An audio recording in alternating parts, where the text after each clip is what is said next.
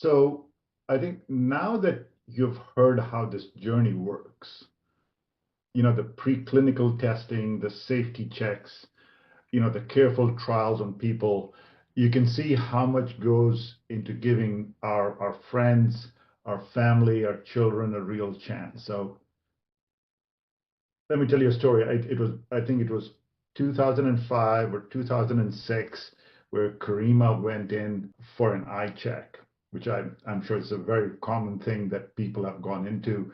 And the optometrist happened to be very tightly associated with the Children's Hospital in Los Angeles.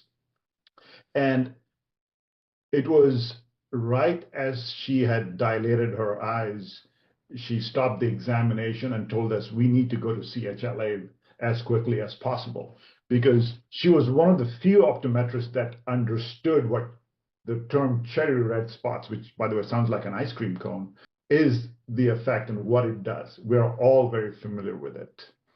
Make a long story short, that's where our story started and how we've gone through that process. So to me, this isn't just science, it's personal. We have the science, we have the doctors. What we need now is the support to get to the next milestone. The cost, as Dan has mentioned, is quite high. It's $1 million, and everyone just kind of just backs off. It covers the lab work, it covers the safety testing, the regulatory stuff, everything needed to bring gene therapy to human trials and to our children.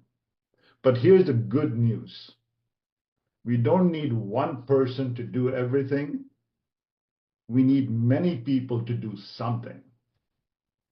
So today, I am asking you to consider making a pledge to becoming one of the families to help collect the funds for the preclinical stage. Every pledge brings us one step closer to giving our kids, our family members, the treatment they deserve, the future that they have been waiting for. So you're not just donating to science. I want everyone to walk away with that. You're investing in life. I think you're investing in hope. You're investing in a child's chance to grow up. Won't you be a pledge member? Together we can turn possibility into reality.